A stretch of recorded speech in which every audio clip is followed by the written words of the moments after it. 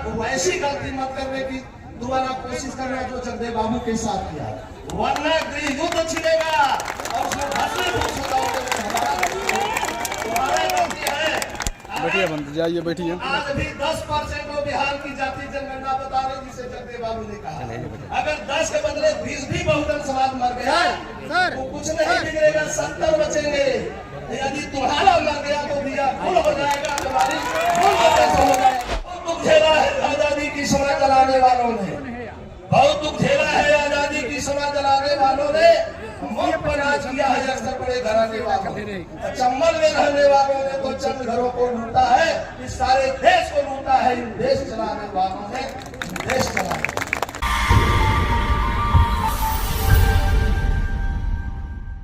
इस पंडाल में इकट्ठे हुए सभी माताओं, बहनों, पिताओं, बुजुर्गों, नौजवान भाइयों, क्रांतिकारी साथियों, पत्रकार बंधुओं और सुरक्षा प्रहरियों के साथ साथ मंच पर आसीन हम सबके गार्जियन, मुख्य अतिथि, विशिष्ट अतिथि, उद्घाटनकर्ता से लेकर सभी अतिथियों का भाई लक्ष्मण यादव जी का मैं वंदन करते हुए कहना चाहूंगा साथी कि आज के कार्यक्रम का जो विषय है वो बहुत साफ साफ है कि एक तरफ मंदिर की तरफ जाने का है और दूसरी तरफ स्कूल, कॉलेज, विद्यालय की ओर जाने का है।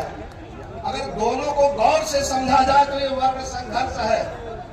एक आपको अज्ञानता के दलदल में धकेल कर आपका जीवन नाटकी बनाता है और दूसरा आपको ज्ञान का प्रकाश दे करके आपके जीवन में खुशहाली लाता है।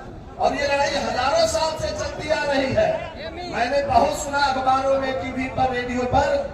इस कार्यक्रम के जो आयोजक हैं, जो उद्घाटन करता है, जो डेहरी विधानसभा के सम्मानित विधायक हैं, इनके ऊपर बहुत मीडिया में चर्चा चल रही है। कोई भैया थोड़ा सा आगे लो, कोई और कुछ भाषण दे रहा है, लेकिन एक लाइन में कहना चाहूंगा पूरा का पूरा आरएसएस, बीजेपी, बजरंग दल, हुड़दंग दल के लोगों को कि आप वैसी गलती मत करने की दोबारा कोशिश करना जो जगदेव बाबू के साथ किया, वरना गृह युद्ध छिड़ेगा और उसमें भस्मीभूत हो जाओगे। तुम्हारा गलती है। बैठिए बंद जाइए, बैठिए। आज भी 10% को बिहार की जाति जनगणना बता रही, जिसे जगदेव बाबू ने कहा अगर 10 के बदले 20 भी बहुजन समाज मर गया तो कुछ नहीं बिगड़ेगा, 70 बचेंगे। यदि तुम्हारा मर गया तो दिया फुल हो जाएगा, तुम्हारी फुल हो जाएगा।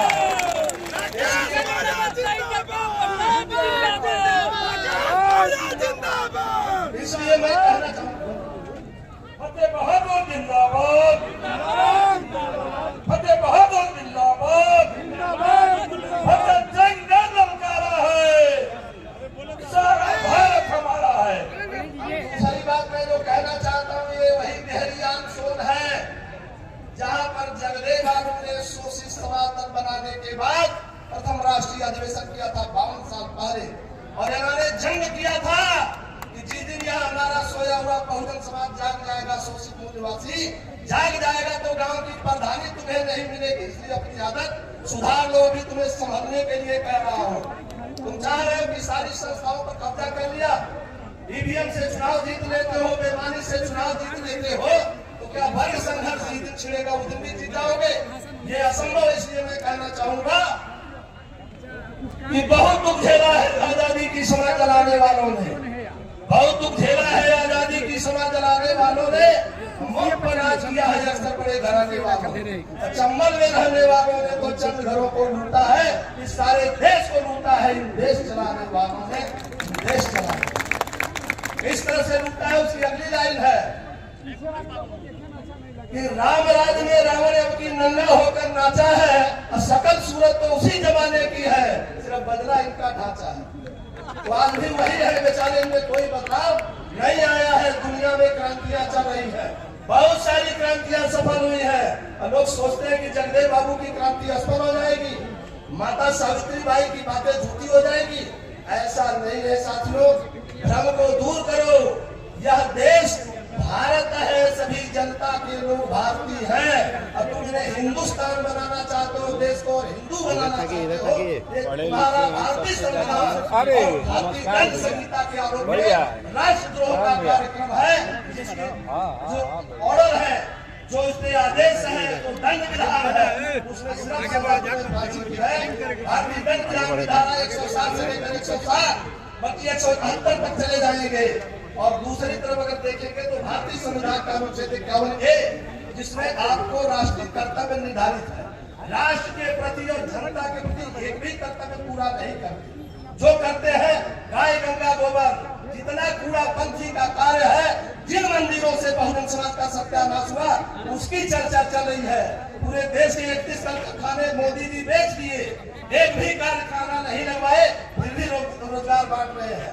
इनका गृह मंत्री कहता है, क्या बोलता है गृह मंत्री, कि पकौड़ा तलो ये रोजगार है, ये संभव है?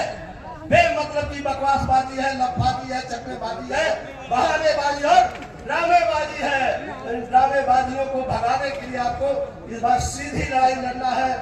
इस सूबे के पूर्व मुखिया, मौजूदा राष्ट्रीय अध्यक्ष माननीय लालू प्रसाद जी के जिगर का मैं दाद देता हूं और बहुत बहुत बधाई देता हूं कि और दीर्घायु हो जाए, क्योंकि उन्होंने जो कुर्बानी देकर सजाया है और सींचा है चमक को, उसके लिए इतना ही कहना चाहूंगा कि हमारे मसीहा है, पीर पैगंबर है। जगदेव बाबू ने कहा था ना कि तीसरी पीढ़ी राज करेगी। 50 साल में 2 पीढ़ी, तीसरी पीढ़ी है।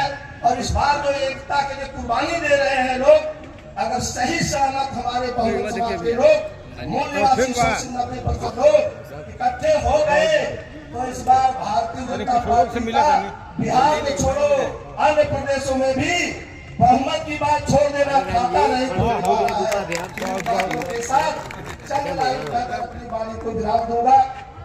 क्या कहना है मुझे? कहना कि साथियों, जो लड़ाई चल रही है 2024 की, एक तरफ इनको ऐक्यमंत्री लड़ाई जीत लेंगे और दूसरी तरफ लड़ाई हमारे जो लोग हैं, नेता है 90 के, लड़ रहे कि हम लड़ाई जीतेंगे। सच में हम जीत जाएंगे यदि 2 प्रदेशों के नेता अपनी आदतों में सुधार करें।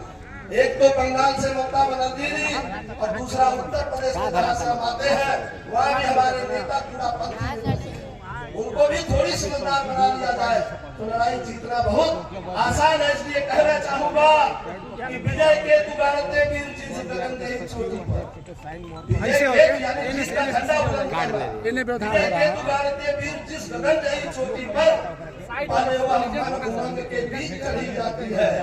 विद्युत वह विचार में जय भारत, जय भारती, खुदा हाफिज।